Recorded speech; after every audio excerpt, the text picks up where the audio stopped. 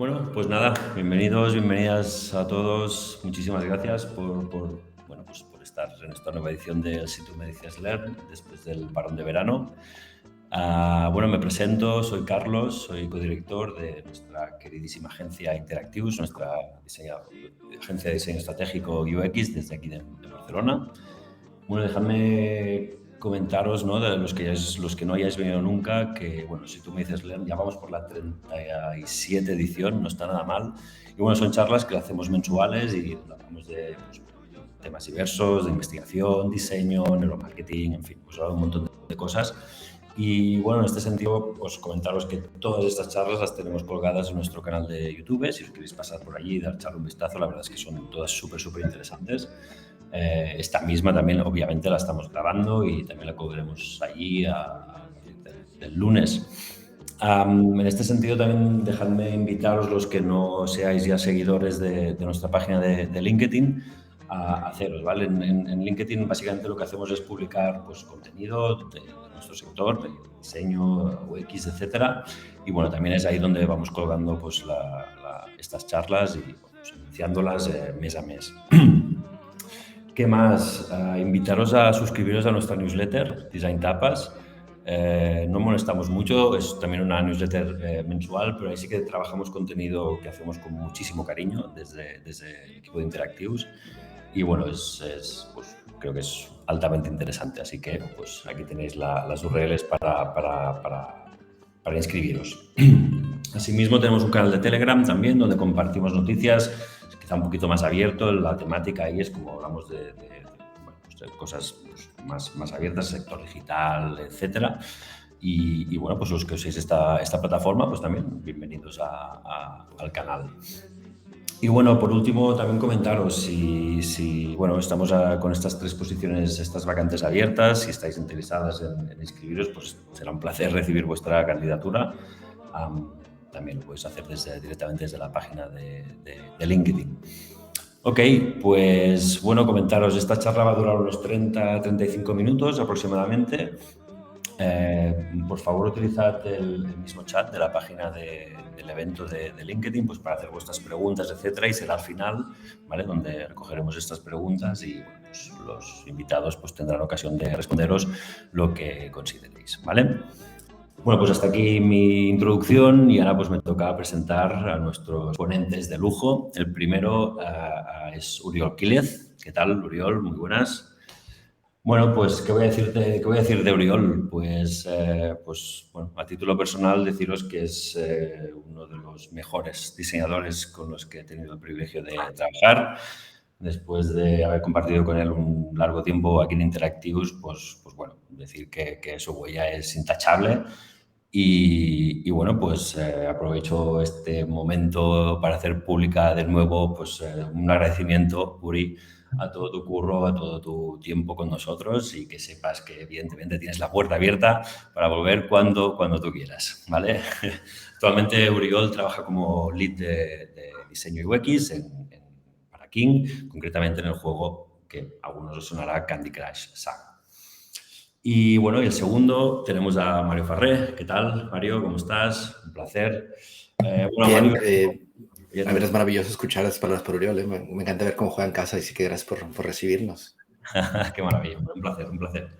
Bueno, Mario, pues no le conocía yo hasta estos últimos días, ¿no? Realizando esta charla, pero bueno, evidentemente lo he estado siguiendo por todo el curro que hace de divulgación en redes sociales y tal, y pues bueno, básicamente es toda una institución, ¿no? En lo que sería el mundo del content y el UX Writing. Actualmente Mario trabaja como Staff Content Designer en Shopify. Y bueno, pues con sus más de 10 años o más de experiencia, pues es un abanderado completo de la importancia que tiene el contenido en el diseño de interfaces, ¿vale? Como os digo, pues, tenemos aquí delante a 2 súper ponentes de lujo. Hoy nos viene a contar, pues bueno, su experiencia trabajando en King, trabajando juntos en King y bueno, pues ver un poco cómo estructuraron, ¿no? Sus equipos para encajar lo que sería el Product Designer con el Content Designer, ¿no? Y bueno, todo esto en un sector un tanto peculiar, ¿no? Que es la industria del videojuego, en concreto, pues en el juego móvil. Así que nada más, muchísimas gracias a los dos chicos y bueno, pues todo vuestro. Un saludo. Muchas gracias, Carlos. Joder, no sé qué decir. Muy bonitas las palabras. Ya Hombre, ya esa sonrisa lo dice todo, ¿no? Ya está, ya está. Qué bonito. Qué me pone más presión encima, ¿sabes? Ya estaba nervioso. Que no, que ya... Piensa que venimos a contar esta historia que tenemos muchas ganas de contar desde hace mucho tiempo tú y yo, desde que trabajamos juntos en King, o sea que esto va a ir bien y mantengámoslo así, ¿no? Como una charla. Entonces, por favor, como decía haciendo un poco de housekeeping, las preguntas que quieran, por favor, pónganlas aquí en el chat de LinkedIn para que al final podamos un poco ir contestándolas, ¿no? Y iros contando esto que vamos a contar. Así que, adelante, Uriel. Sí, pues muchas gracias, Mario. La verdad es que esta charla, quería haceros una introducción primero de dónde viene esta charla, porque es muy curioso, porque Mario y yo el año pasado trabajamos juntos en King y fue él el que me hizo el onboarding casi y fue como de las primeras personas que conocí en King y en Candy y con las que, bueno, tuve una buena relación el tiempo que estuvimos juntos trabajando. Y al final, cuando ya teníamos este proceso, siempre decíamos, hostia, habría que hacer una charla, habría que divulgar esto, pero, ¿sabes? Estas cosas que al final las vas posponiendo, sí, ya lo haremos. Y Martina nos contactó por separados a los dos, de si queríamos hablar y tal, y entonces Mario me contactó y me dijo, hostias, me han contactado de Interactives, y dije, a mí también, y dije, pues podríamos hacer esta charla.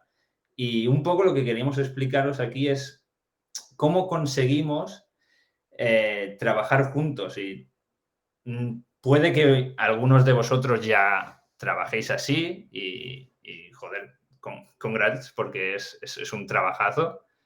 Pero Mario, que tiene mucha experiencia y habla con mucha gente del mundillo, creía que era algo que era bonito contar y que podría ayudar a mucha gente. Entonces, bueno, esperemos que sea así y que os guste. Lo hemos hecho especialmente para vosotros. Así. Y sobre todo que esto es un poco de una perspectiva de aprendizajes, porque la verdad es que en el año que estuvimos trabajando metimos la pata un montón. Entonces, la idea es venir a contarles esta historia un poco de dónde la cagamos y dónde lo hicimos bien y lo que aprendimos de eso. Entonces, la idea es que de aquí se lleven algo que ustedes puedan utilizar. Probablemente no pueden hacer un copy and paste así directo a vuestros equipos de diseño, pero por favor, agarrad, coged lo que os vaya bien y empezar a aplicarlo, porque al final la idea es esa, ¿no? Encontrar puntos de unión para poder trabajar en conjunto, tanto la parte de contenido como diseño de producto. Un disclaimer muy rápido. Vamos a utilizar Product Design y Content Design en colaboración, pero depende de dónde trabajes, este rol se puede llamar UX UI y se puede llamar UX Writer. Así que nada más tengan eso en cuenta. Sí. Los dos trabajamos en inglés y bueno, déjame ver si puedo pasar de página. Yo ahora mismo estoy en Suecia y no quiero ser muy pedante, pero ya no sé hablar español muy bien, ¿vale? Soy un poco inútil y entonces si me escucháis hablar o decir palabras en inglés no es porque me quiero hacer de inteligente, es porque se me han olvidado o no me sale en este momento. Así que, perdona.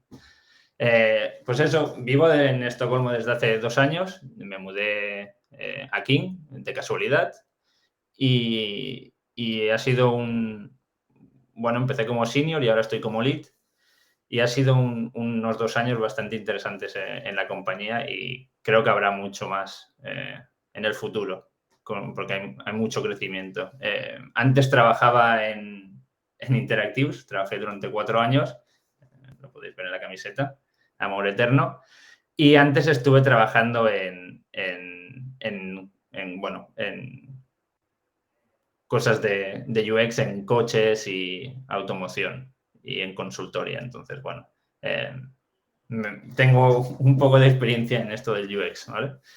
Me encanta leer libros sobre producto, management, UX. Acepto recomendaciones de libros. Y me encanta hacer todo tipo de deportes, menos correr. Ya veréis que en esto Mario y yo no nos parecemos en nada. Y jugar videojuegos. Estoy en una empresa de videojuegos y he tenido la suerte de juntar pasión con trabajo, entonces mola mucho. Entonces, vale. Bueno, en mi caso yo No es que no sepa hablar español, es que hablo un español raro, porque también, además de que trabajo todo el día en inglés, soy de México. Entonces, de repente utilizo palabras extrañas, pero bueno, si hay cualquier pregunta ya me dejan saberlo. Básicamente tengo 13 años que me mudé acá a Sant Cugat, que es al ladito de Barcelona. Soy de Guadalajara, México. Soy tapatío. Yo empecé como copy creativo, ¿no? En el mundo de la publi en el 2008, o sea que ya hace un rato. Y en el 2014, que fue la primera vez que entré aquí, tuve como lo que llamo yo un accidente feliz, ¿no? Que descubrí lo que es el mundo del diseño de producto, de product design.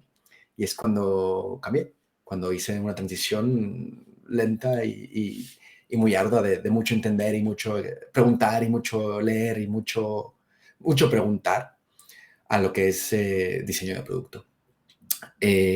Una cosa que si me ves algún día y tienes alguna taquería favorita, por favor dime, porque siempre las voy probando todas, porque es la manera en la que me conecto con mi casa, ¿no? Bueno, sí, ya tengo un par de años ya que soy crossfitero y hago trail running también, que es como un poco correr como las cabras por la montaña, que aquí es donde Uri y yo no cuadramos. Pero no hablo de esto mucho, o sea que no te preocupes, no soy de los que te van a tratar de convertir al crossfit o al trail running.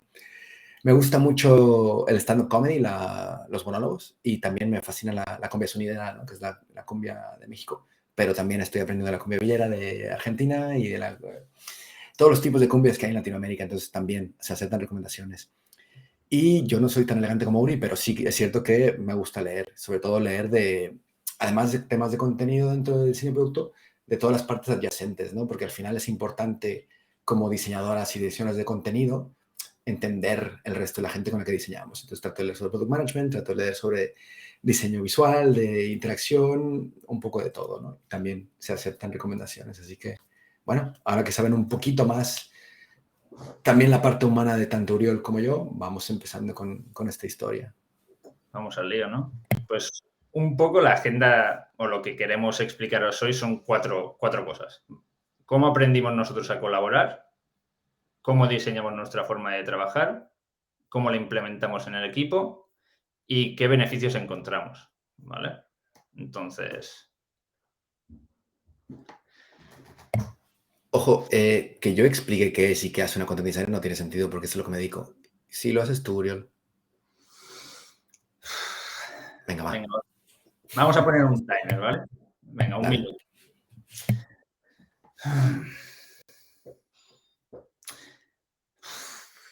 Me pones en un compromiso, tío, ¿eh? Vamos viendo qué aprendiste. La verdad es que viéndolo trabajar y viendo lo que hace, yo lo describiría en 3 palabras. Después, si queréis, podemos hablar un poco sobre esto.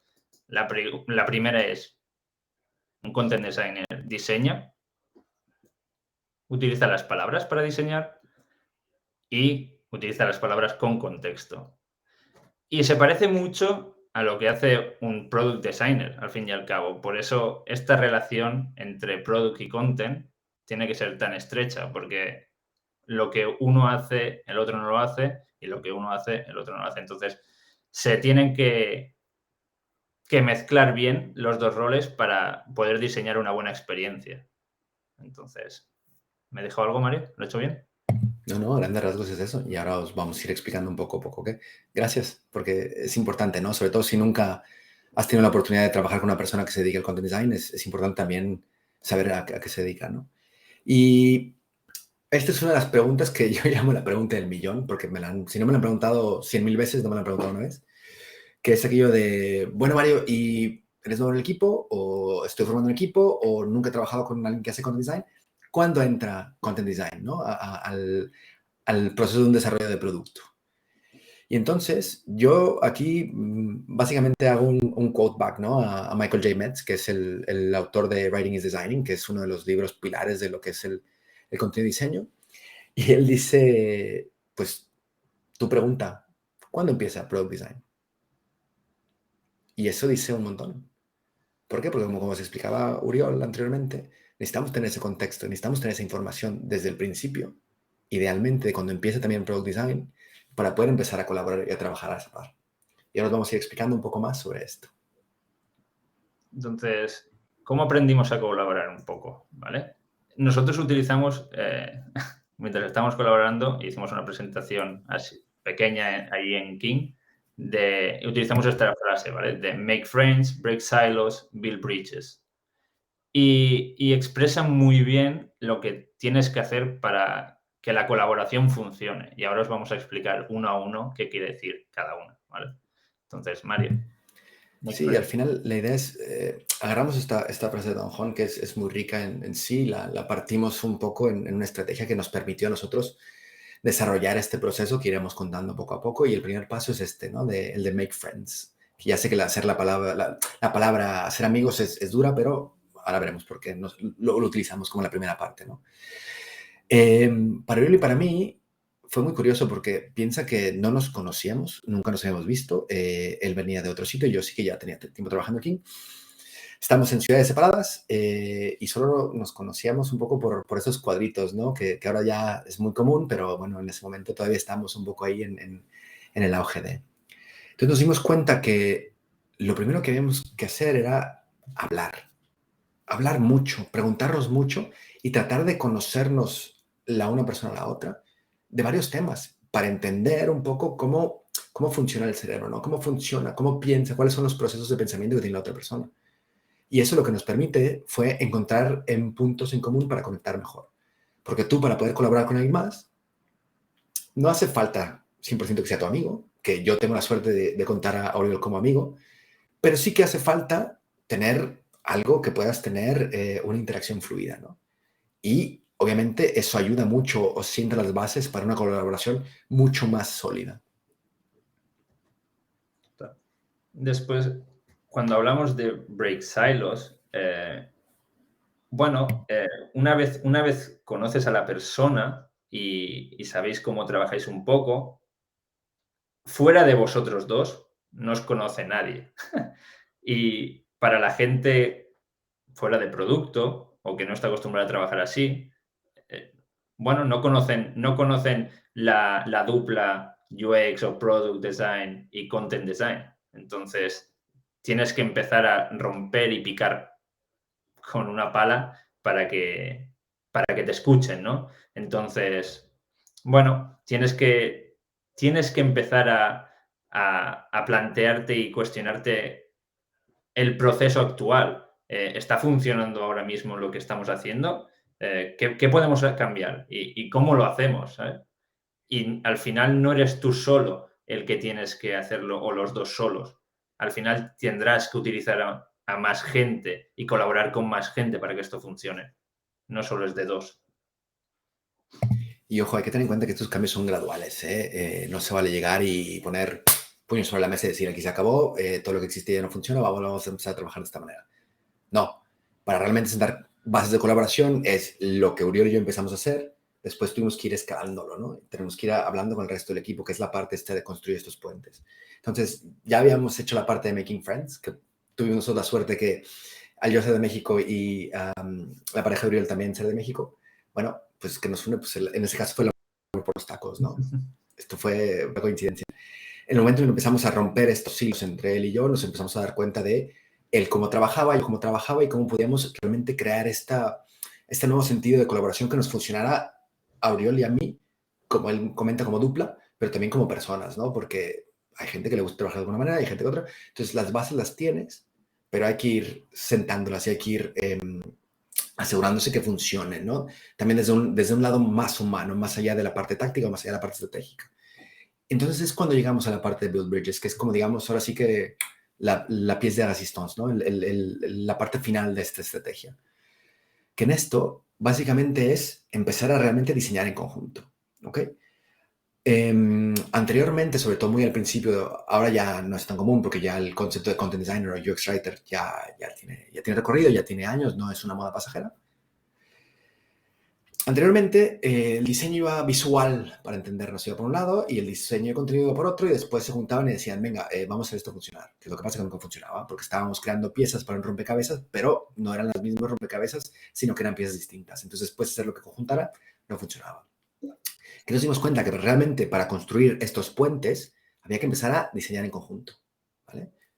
Eso significa que hay que, además de esta dupla que se ha creado entre el product designer y el content designer, había que invitar al resto del equipo que entrara en la dinámica, ¿no? Había que invitar a los product managers, había que invitar a las desarrolladoras o ingenieras a que vinieran a trabajar con nosotros, a la gente legal, a la gente de marketing, a todas las partes que tocan ese producto para que vieran cómo empezar a colaborar de esta manera, nos iba a ayudar, ¿no? Y una vez que sentamos esas bases digamos, en nuestra área más cercana, ¿vale? Pues hay que empezar a pensar en un sistema, ¿no? ¿Cómo hacemos que esto se replique? ¿Cómo hacemos que esto sea escalable? Y voy a pausar ahí porque si no entro en un spoiler de una sección que hablaremos un poco más adelante. Y bueno, esto es como un paréntesis informativo, lo llamamos, porque queríamos explicaros un poco cómo funciona en el mundo de los videojuegos. Y es curioso porque la semana pasada unas compañeras, Ale y Virginia, estuvieron en la Gamescom de Seattle.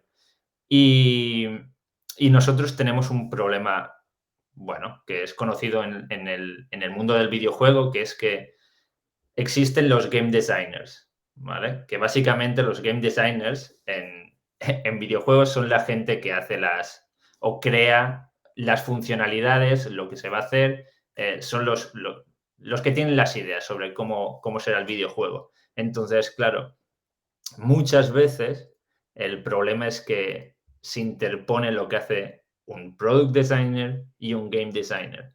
Entonces, nos estamos encontrando en la industria que hay el problema de que la relación entre los game designers y product designers no es del todo buena, igual que la del product designer y content designer en el pasado tampoco era muy buena. Como decía Mario antes, product hacía los wireframes, hacía lo que fuera, content hacía su contenido, después juntaban y a ver si funcionaba esto. Entonces, un poco es lo que está pasando entre el game designer y el product designer en el videojuego. Entonces, hemos hecho este esquema porque refleja muy bien el trabajo de cada uno. O sea, el game designer y el narrative pues trabajan un poco en la visión del videojuego, que es lo que será, las funcionalidades y la narrativa que hay detrás del videojuego.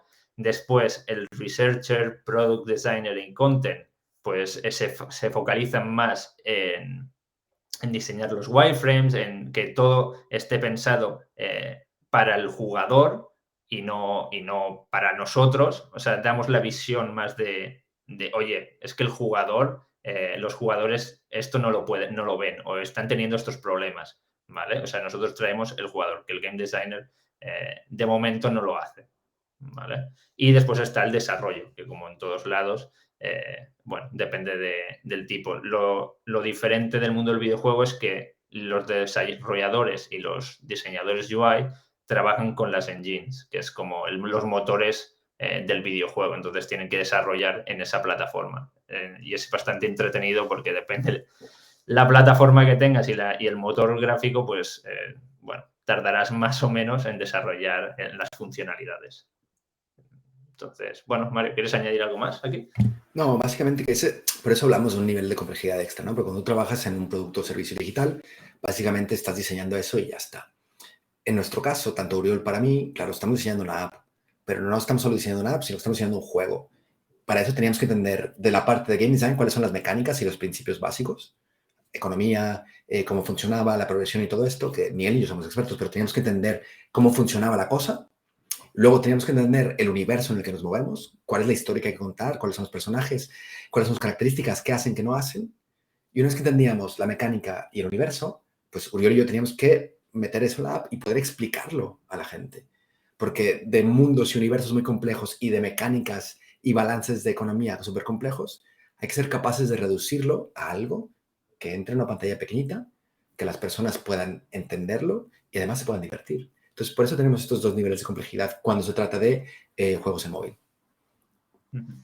Y también añadir que, bueno, que también los content designers tienen bueno, la dificultad de qué es narrativa y qué es, bueno, el copy de la funcionalidad, ¿no, Mario? Que al final es también ¿Qué hago yo? ¿Qué hace el narrative designer? ¿No? Un poco también. Claro, aquí es tener una conversación muy fluida, ¿no? Y hacer muy buenas migas con la persona que hace la narrativa, porque realmente son ellas las que, digamos, llevan el lead, ¿no? Nos explican, mira, este universo así, funciona así, estos son los parámetros, estos son los esquemas. Entonces nosotros tenemos que poder trasladar eso a explicarlo. Entonces está la parte de la historia, que algunas partes del UI aparecerán, pero después esa historia se tiene que convertir en algo que sea accionable para que las personas puedan entender qué es lo que tienen que hacer para poder seguir avanzando en el juego. Entonces es un balance, es muy interesante, ¿no? Pero sobre todo, vamos al mismo, es mucha colaboración muy intensa y muy seguida.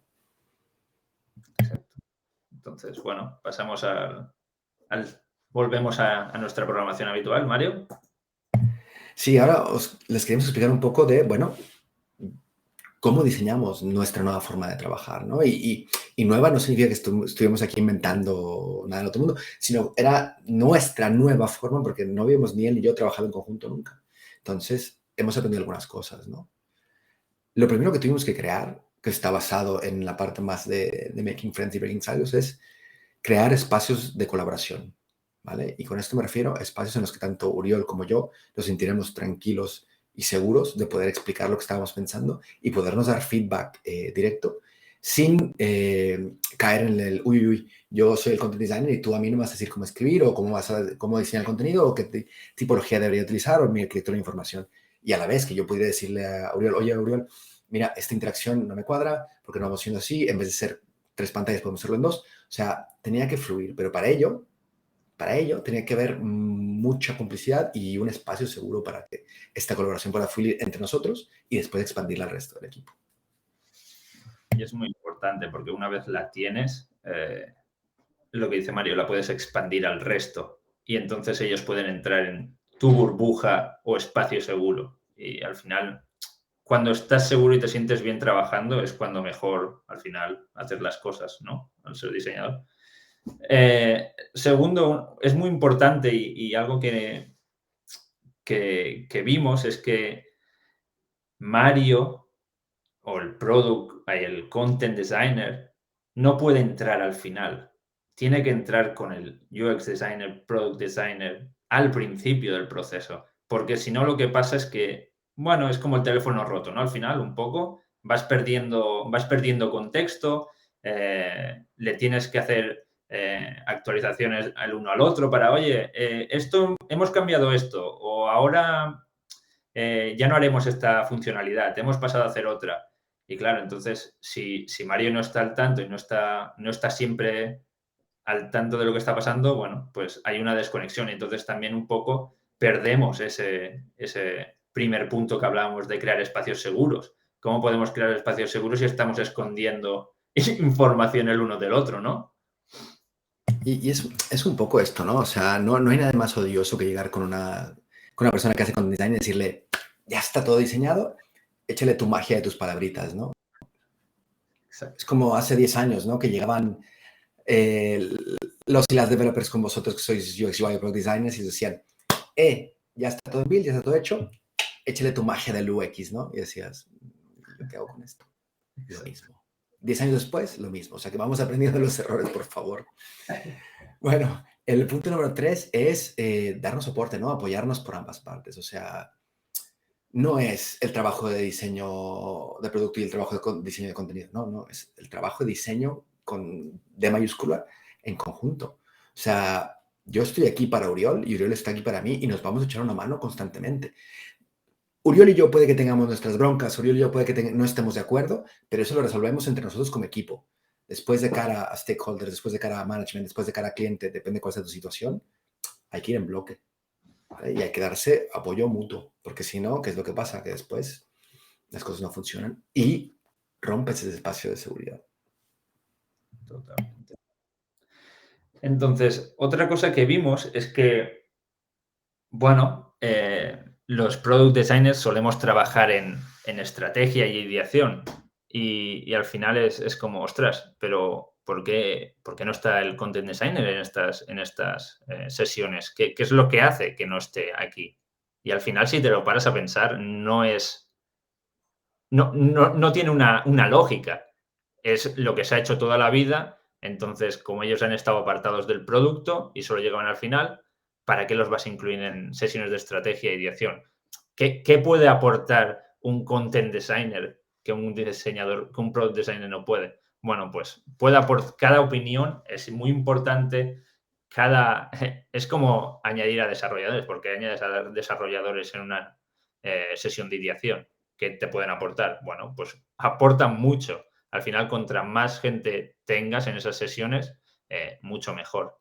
Y además, en las sesiones de estrategia es muy importante que estén, y ya veremos más adelante por qué, pero si han estado con nosotros en toda la investigación que hemos hecho a los jugadores o usuarios, ¿por qué no iban a estar en las sesiones de estrategia? Sí, porque, oh sorpresa, también sabemos de estrategia y de ideación. Simplemente la herramienta que utilizamos son palabras.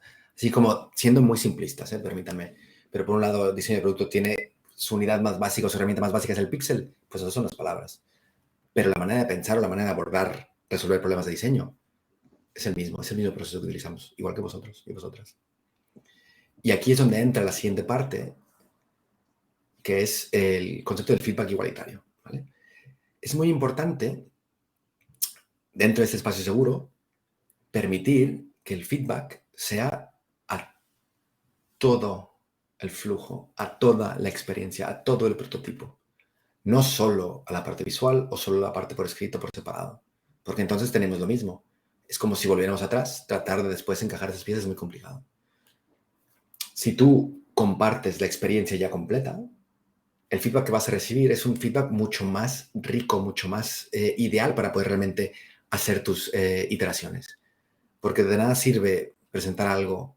No, pues es que esto le faltan las palabras o no lo ha revisado la content designer.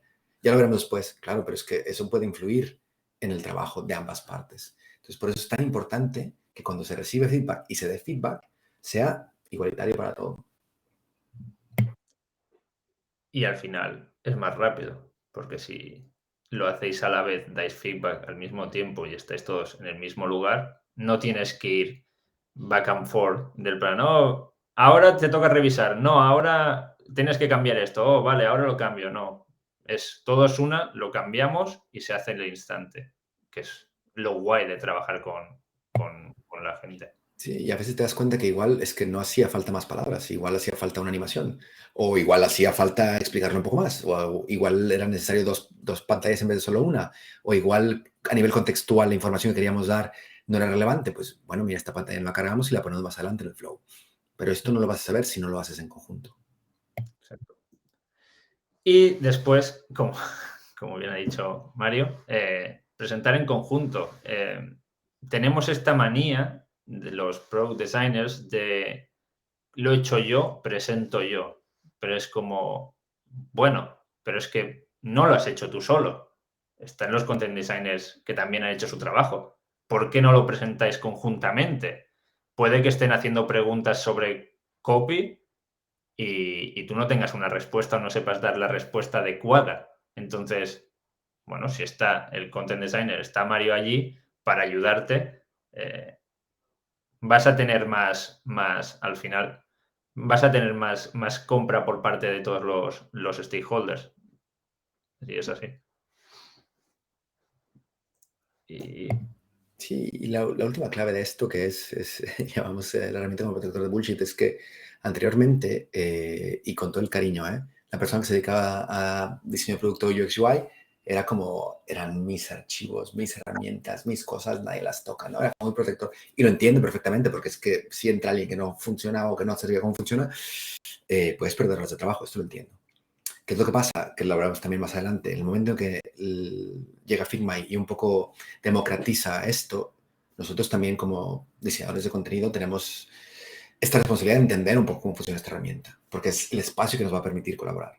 Entonces, la herramienta ha pasado de ser algo cerrado a algo abierto. Y esa apertura nos ha permitido realmente proteger del bullshit, ¿no? Porque ya no hay aquello de, no, tú haces acá y luego yo acá y luego juntamos. No, estamos en conjunto, en este espacio seguro. Entonces, full circle, ¿no? Volvemos a dar la vuelta. sí, sí. Para vosotros también mejor que trabajar en un Excel, entiendo, ¿no? Hombre, yo es que el Excel le prendería fuego, pero es que Es que no trabajas en contexto, es que no sirve de nada. O sea, no sirve de nada yo trabajé en un documento Word o en un Excel o lo que sea. Porque si después trato de incrustarlo en tu diseño, no va a funcionar. Porque volvemos al mismo, yo no me dedico a escribir. Yo me dedico a diseñar con palabras. Igual que tú no te dedicas solo a dibujar, sino que te dedicas a realmente crear experiencias, no a diseñar experiencias. Por eso, entre más podamos hacerlo en conjunto en la misma. Y además, te vas dando cuenta. O sea, es en serio, a la hora que lo estás haciendo, estas sesiones de diseño, y están las dos partes colaborando, te das cuenta de un montón de cosas, ¿no? Totalmente. Entonces, bueno, pasamos a la siguiente. ¿Cómo lo implementamos en el equipo? ¿Vale? Entonces, bueno, como hemos estado contando, nosotros utilizamos Figma. ¿Por qué? Porque nos permitía todo lo que queríamos hacer. Y fue casualidad también porque en King utilizábamos XD, creo, Adobe XD. Entonces, bueno, Patricia, que es la Content Director de Candy, nos propuso a María y a mí empezar a utilizar Figma como herramienta de colaboración. Y eso también nos ayudó un poco a todo lo que os hemos explicado antes de crear espacios seguros, de colaborar conjuntamente, pues bueno, pudimos hacerlo gracias a esta herramienta, que esperemos que Adobe no la cague, pero bueno, esto es otro tema. Entonces... Sí, eso da para otra charla, dejémoslo ahí. Sí, da para otra charla esta mierda. Entonces, ¿cómo preparamos nosotros el documento en Figma y sesiones de trabajo? Pues déjame pasar esto aquí. Espero que funcione, porque no estoy... ¿Lo veis? Sí. Ahí está, ahí se ve, sí, sí. Esta es una versión inicial, muy inicial, que nosotros que utilizamos, y que esto, gracias al equipazo que hay en Candy, ha evolucionado enormemente, ¿vale? Pero lo que queríamos enseñaros más que nada es un poco, bueno, que no necesita ser nada fancy ni nada así muy bonito para que funcione, ¿no? Que es muy importante. Entonces, bueno, pues pensar que esto es una pantalla, ¿vale? Con el título y todo lo que íbamos haciendo. Utilizábamos esto como teníamos un apartado de, ostras, ¿qué es lo que esta funcionalidad va a ser? ¿Qué es lo que tenemos ahora mismo? Benchmark, por ejemplo, un buen sitio donde poner todo el benchmark y poner vuestros comentarios también. Entonces, una vez tienes estos initial thoughts y todo en posición, digamos, puedes empezar a trabajar un poco más lo que es el diseño en sí, el wireframe. Obviamente todo esto se ha hecho un previo research, se ha entendido cualitativamente y cuantitativamente lo que queríamos hacer y si era viable, pero esto, como dice Mario, esto da para otra charla. Y entonces, una vez teníamos todo el contenido aquí que queríamos poner para un primer pensamiento de todo esto, empezamos a diseñar. Esto está blurreado por razones obvias, pero bueno, creamos nuestra propia, signos, ¿no? Digamos, cómo nos comunicábamos entre nosotros, ¿vale? Entonces, dependiendo cada uno de estos símbolos, hacíamos una cosa u otra. Por ejemplo, si teníamos cuestas, las añadíamos ahí en lila. Si era para revisar en plan para Mario, lo poníamos en azul, porque obviamente trabajamos conjuntamente, pero no estamos todo el día haciendo cosas juntos. Entonces, había momentos en el que puede que yo estuviese trabajando o Mario estuviera trabajando, entonces era una forma de saber lo que pasaba y tener un poco más de contexto. Puede que ahora con los comments y todo esto de Figma sea más fácil y tal, pero bueno, a nosotros nos servía. Y una vez tenía... Bueno, si quieres, Mario. Sí, no, un inciso muy rápido. Que realmente todo esto fue también... Llegamos a este punto después de muchas iteraciones y muchas vueltas y mucho hablar de qué era lo más fácil y todo. Y había que llegar al nivel tan pequeñito como cómo demonios estructurábamos las páginas.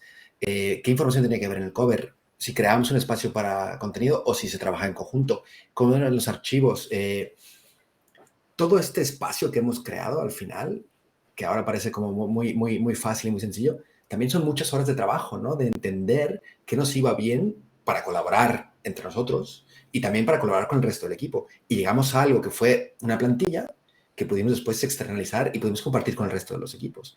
Y esto que nos permitía mucha fluidez, porque a veces se ve que trabajar en algún otro equipo, en vez de perder el tiempo de onboarding de, mira, es que trabajamos así, los archivos están preparados así, es, perfecto, esto ya lo hacía en mi otro equipo y lo veo aquí que está igual. Entonces, agilizaba muchísimo el proceso y te permitía trabajar en distintos equipos. Sobre todo cuando eres un content designer, la realidad es que los ratios que manejamos entre content y product design son enormes. Entonces, nosotros vamos cambiando de contexto mucho más rápido que vosotras y vosotros. Entonces, tener algo así, sobre todo para nosotros, facilitaba mucho y nos daba pues una paz mental, ¿no? De no tener al final del día dolores de cabeza de tratar de entender cómo trabajaba cada equipo distinto, ¿no? Y bueno, y una vez teníamos este formato, que también añadíamos el flow y todo esto, Mario empezó a preguntarse, ostras, pero ¿cómo podríamos añadir también las keys del copy aquí? Entonces, bueno, Mario. Sí, lo que queríamos hacer es otro de los grandes problemas que teníamos era el tema de documentación, ¿no? Porque cada quien estaba documentando de una manera distinta. Entonces teníamos que encontrar la manera de que Figma fuera como nuestro, como dicen en inglés, ¿no? El source of truth. Que todas las personas que viéramos a Figma entendiéramos que toda la información que requeríamos estaba ahí. Y lo que estaba en Figma era lo que se iba a publicar y lo que iba a salir al juego. Entonces teníamos que encontrar una manera de cómo crear un sistema para darle nombre a los strings que se entendiera a lo largo de todo el proceso de desarrollo. ¿Por qué? Porque de repente encontrábamos que en el backend se llamaba de alguna manera, nosotros en Figma nos llamábamos de alguna manera y después terminaban el juego de otra manera. Entonces, después de mucho trabajo y de mucho pensar y de muchos ejercicios de arquitectura de la información, llegamos a un sistema que fue escalable y lo suficientemente robusto para ser replicable alrededor de todo el juego. ¿Qué es lo que pasaba? Que estábamos utilizando la misma terminología y la misma naming convention desde el backend con los developers, nosotros dos en Figma, que después aparecía en el juego. Entonces, ¿qué nos facilitó esto? Que después, más adelante, si había algún problema o había que cambiar algo o algo no funcionaba porque habíamos testeado, hombre, volver atrás era mucho más fácil. En vez de tener que estar buscando entre N1000 strings de texto. Y esto al final nos permitió hacer una solución mucho más compacta y mucho más sencilla, tanto para la parte de content design, pero también para product design y la parte de ingeniería, ¿no? Totalmente. Sí, ya les digo, esto se ve como muy fácil y muy rápido, pero hay muchas horas de trabajo y mucho amor en todo esto al final, ¿no? Y al final es eso, es poner algo, sacar algo y ya después ya lo irás iterando y evolucionando. Pero una vez está, ya es más fácil que se quede, ¿sabes? Aunque sea una primera versión con la mitad de lo que tú quieres, ya vale. Y ya irás añadiendo. Al final, esto es un proceso iterativo, es como todo. En la vida y en el UX también. Puede que no puedas sacar todo lo que quieras al principio. Entonces, sacas tu MVP con lo que tú crees que es importante y luego ya vas añadiendo funcionalidades. Para eso existen los backlogs, ¿no? Al final. Y Uriel, vamos avanzando porque yo pensaba que iba a hablar mucho era yo, pero parece que eres tú. Sí. Nos quedan unos 13 minutitos, o sea que vamos adelante. Vale, pues al final también es importante pensar que el research no es algo que los researchers o product designers tienen que hacer solos. Es algo que los content designers pueden ayudar y son grandes haciendo también esto.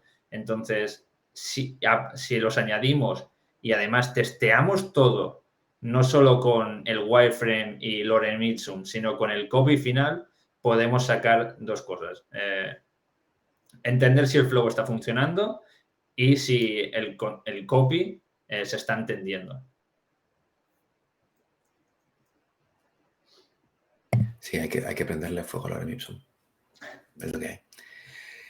En base a eso también hay que crear el guión en conjunto, porque como vamos a presentar en conjunto, la idea es poder integrar las preguntas que son, en este caso sí, pueden que sean específicas para contenido, pero si tú no tienes una visión de cómo está siendo el guión que se va a testear, igual te das cuenta que estás preguntando demasiado o no estás preguntando lo suficiente. Entonces, a las dos partes colaborar a crear este guión, te das cuenta que a nivel, el test que vas a realizar va a ser mucho más completo y el feedback, sobre todo, que vas a recibir va a ser, 1, más completo, 2, mucho más rico y sobre todo 3, mucho más accionable. Y después, bueno, las sesiones no las tienes que facilitar tú solo. Puedes utilizar todo el conocimiento que el content designer tiene para que te ayude a hacer las sesiones. Al final, si no, todos sabemos que después revisar los vídeos y todo esto es un coñazo. Entonces, si alguien tienes que te tome notas o tú puedes tomar notas mientras alguien está haciendo las entrevistas, chapo, mucho mejor. Claro, por eso somos un equipo, ¿no? Al final. Y también esto nos lleva a que, volvemos a lo mismo, las partes más de admin, como el bloqueo de información, si lo haces en ambas partes, además que obviamente es más rápido y más sencillo, empiezan a salir patrones por ambas partes. Pero si no está tanto Product Design como Content Design trabajando en este bloqueo de información, pues solo vas a ver una parte de la historia, ¿no? O solo vas a ver unos tipos de patrones. Porque la manera que Uriol piensa el diseño es distinta en ciertas cosas como yo pienso el diseño. Entonces, al estar haciendo el bloqueo de información en conjunto, empiezan a emerger esos patrones, que algunos puede que sea sí solo de contenido o sí solo de Product Design, pero hay algunas veces que salen patrones a nivel interacción, a nivel diseño, volvemos al mismo, más global, pero somos capaces de ver desde ambas partes. Y ahí es cuando realmente te permite tener este feedback realmente accionable que te permite darte cuenta de, mira, esto hay que volver y hay que rediseñar en base a esto, ¿no? Totalmente. Y después, obviamente, si los dos, lo que hablábamos antes, ¿no? Si los dos estáis en las conversaciones con stakeholders, bueno, podéis ir los dos con las dos partes, hablar de lo que habéis encontrado y os podéis apoyar mutuamente como un equipo. Y esto obviamente aumenta las probabilidades de que, bueno, de que os compren la idea, ¿no? Y estos cambios que para vosotros son importantes y puede que para los product managers no sean tanto. Pero bueno, si lo convencéis, bueno, eso que habéis ganado, ¿no? Y toma tiempo, ¿eh? Así que paciencia y mucho ánimo, porque a veces hay que meter los codos. Pero volvemos al mismo, por eso somos un equipo.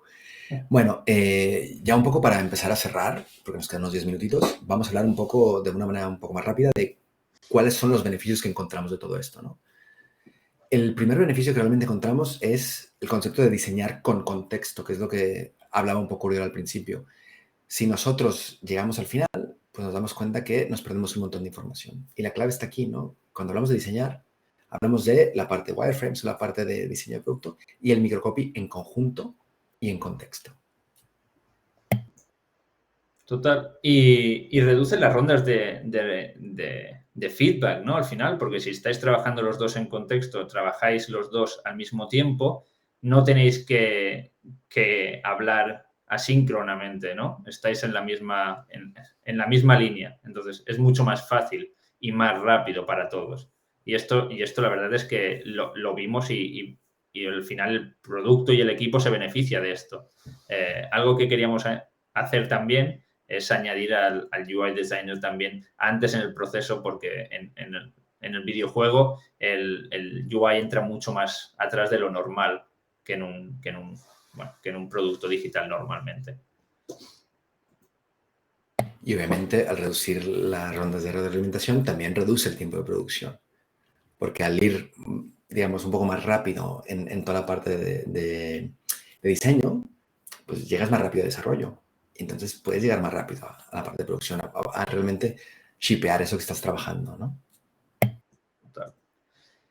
Y obviamente aumenta la calidad del producto final, porque si habéis hecho research, habéis trabajado conjuntamente, tenéis todos a una, obviamente esto equivale a un producto final más completo y de mejor calidad que si lo hubiese hecho uno solo, el otro separado y después lo juntas. Sabemos que eso nunca funciona. Entonces... Y como vamos viendo, una cosa va construyendo encima de la otra, ¿no? Obviamente, tras todos estos pasos, lo que consigues es crear equipos de trabajo mucho más sólidos y obviamente más colaborativos. Y no solo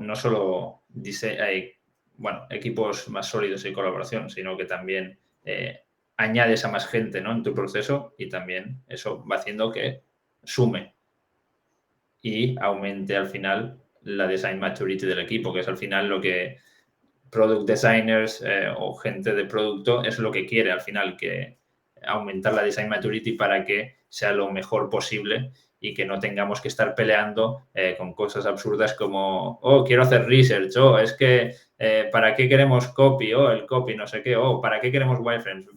Estrategia, ¿para qué queremos que los UX designers estén en la estrategia?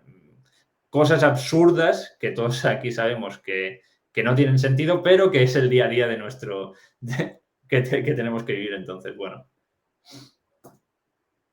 Así que un poco para cerrar, digamos, si de todo esto que hemos platicado o hemos hablado hoy, Uriol y yo, si te tienes que quedar con algo de esta charla, que sea esto. Primero, crear espacios seguros. 2, diseña con contexto y en conjunto. Y 3, colabora para derribar esos hilos. Y, en fin, esperemos que os haya gustado y habéis disfrutado. Entonces, bueno, preguntas. Y gracias por estar por aquí.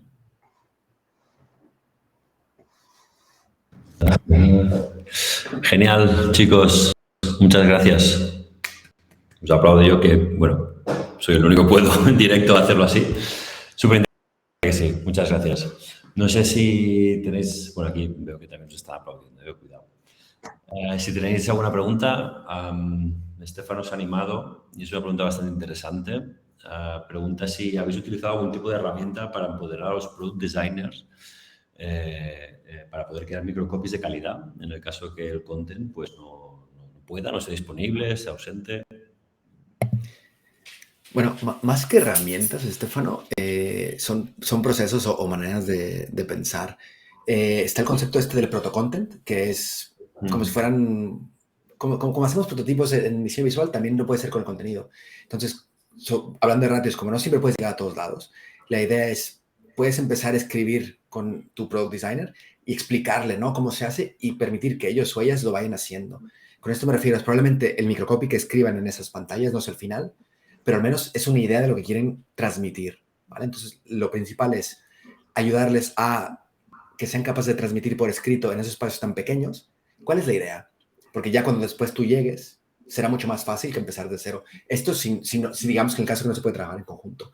También hay herramientas como el Microcopy Canvas de Jane Rufino, que estoy seguro que conoces, que es súper útil para rellenar en conjunto y que les permite hacer eso. Hay otros ejercicios, por ejemplo, lo que habla Erika Hall, de hecho, en su libro The Conversational Design, estoy haciendo aquí que es ponernos a escribir como si fueran unas conversaciones, ¿no? Entonces, entre más pongas a la gente a escribir, más se van a dar cuenta de, uno, es bastante más complicado de lo que se cree. 2, escribir microcopy es todavía más complicado porque es aún más reducido. Y 3, empiezan a generar empatía hacia tu trabajo. Entonces, también esto les ayudará a documentar. Una cosa que tienes que tener muy claro es, hay que enseñarles y hay que darles las guías y la terminología correcta para que ellos y ellas las puedan realmente tomar y empezarlas a aplicar en lo que están diseñando. O sea que más que herramientas son un poco procesos y maneras de pensar, ¿no? Para añadir, creo que Mario hizo un gran trabajo en Candy porque nos dejó unas guías a todos los product designers para que las pudiésemos utilizar y por si él no estaba algún día. Dile a Jonas que todavía me debe una cerveza, ¿eh? Genial. Mira, María te os pregunta ¿en qué punto se decide el tono en un videojuego? Creo que en 2 partes, ¿no, Mario? Diría. Una, el tono del videojuego y de los characters, personajes, ¿vale? Se define por parte de narrative al principio y es algo que tiene que ser constante y continuo en todo el videojuego. No puede pasar de, oh, qué chupi guay somos a, oh, sois una mierda, ¿sabes?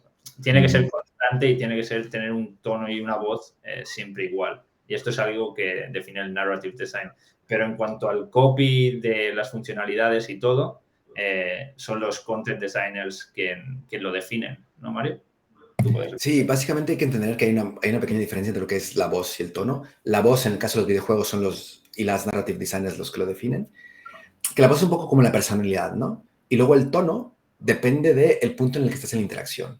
Por ejemplo, como decía Uriol, si tú tienes en un juego una voz que es como muy alegre y muy festiva, claro, si de repente a nivel de interacción te encuentras con un error, no puedes usar ese mismo tono. O sea, la voz será la misma, pero el tono tiene que modularlo. Si es una interacción positiva, hombre, le puedes un poco como subir el volumen, ¿no? Si es una interacción, no digamos negativa, pero un poco más compleja, pues igual no se va a decir, hey, felicidades, has perdido, ¿no? Es como, oye, mira, híjole, lo has intentado, bien, sigue adelante. Sigue siendo positivo, pero de una manera un poco más acorde al contexto. Por eso hay que tener muy en cuenta esta diferencia entre lo que es la voz y es el tono y cómo vas modulando, ¿no? Y eso también lo haces, obviamente, desde la parte de contenido, pero desde la parte visual también. Porque tienen que acompañar, porque tienen que trabajar en conjunto para que realmente se entienda ese mensaje. Y en ese sentido, pregunto, a colación de la pregunta de María, o sea, justamente la parte de la voz, ¿hay algún tipo de investigación previa para definirla en función de, no sé, los jugadores, jugadoras que pueden estar ahí y tal? Claro, es que además hay que tener en cuenta que sobre todo en un videojuego, por eso volvemos a lo mismo de lo de las capas de hace rato, ¿no? Está el nivel extra de complejidad, ¿vale? Porque una cosa es el boss y el tono del juego, digamos como la entidad meta, y la otra cosa sería el boss y el tono de, por ejemplo, un personaje en el juego. Entonces, por ejemplo, en el caso de Candy, hay muchos personajes, y cada personaje tiene una personalidad distinta, por lo cual tiene una voz distinta y un tono distinto. Eso se encarga la gente que hace narrative design. Y esto normalmente lo vemos en cosas externas al juego, como mailings o como social media. De hecho, ha habido Candy Crush ha estado en una película, ¿no? En el Emoji Movie. O sea, esto se ve externo y de repente cuando hay cutscenes dentro del juego sí que se ve eso. Nuestro trabajo como diseñadores de producto y diseñadores de contenido es hablar en ese nivel un poco más meta, ¿no? Es cómo agarramos todo lo que hace cada uno de estos caracteres, personajes en individual, y cómo lo metemos todo en una cosa que sea más bien Candy, ¿no? O el juego el que está hablando. Entonces son como dos niveles separados. Claro, yo tengo que entender cómo habla cada uno de esos personajes y en qué contexto. Y entonces entra como, digamos, si piensas en un cuento, ¿vale? Está la figura de la narradora o del narrador, que es esta voz meta, ¿no? Que escuchamos aquí atrás. Y luego tienes cada uno de tus personajes. Pues la parte de diseño de producto y de contenido, somos esta parte que hacemos la narración o la voz en off. Y la gente que hace game design y narrative design son los que se encargan de darle vida a esos personajes o a esa mecánica y a ese mundo. Súper interesante. Decir que, por desgracia, en el mundo del videojuego, al menos videojuegos mobile, se utiliza mucho el tono y el copy para utilizar un poco de dark patterns aquí y camelar al jugador del plan. Como decía Mario, oh, has perdido, ¿por qué no compras esto? ¿Por qué no haces esto? ¿Sabes? Se utilizan un poco de estas triquiñuelas que se conocen, que funcionan. Sí, sí. Habéis comentado también bueno, últimas slides, ¿no? Que mejora la design maturity de la compañía en general. Claro, yo entiendo por lo que habláis, ¿no? O sea, es una suerte. O sea, cómo de abierto estaba, ¿no? Para que vosotros montaseis todo este, en fin, todo este cotarro, ¿no? De involucrarnos solo a producto, content, pero también, pues eso, con marketing, en fin, otros departamentos, etcétera. Entiendo que King ahí os puso un poco una alfombra roja, ¿no? ¿O tuvisteis algún problema para involucrar a los demás equipos, etcétera? A ver, no hay nada más complicado que lo que no conoces, ¿no? Porque lo que no conoces, sobre todo cuando estás acostumbrado a trabajar de alguna manera, es complicado, ¿no? Entonces, sobre todo al principio es, este rol no entiendo qué hace, no entiendo qué valor aporta, son solo palabras, y ¿por qué me estás metiendo a alguien extra a lo que ya funciona, ¿no? O sea, es aquello de, si ya funciona, no lo rompas. Entonces, sinceramente, sí, tuvimos mucha suerte porque King estaba abierto a escuchar. Okay. Tuvimos una suerte infinita de tener a Patricia como la Associate Director de Content. Patricia, saludos, que fue ella la que básicamente, con todo el cariño, agarró el machete y empezó a cortar y empezó a abrir el espacio y el camino para que nosotros después pudiéramos entrar un poco con este momentum que ya habíamos creado.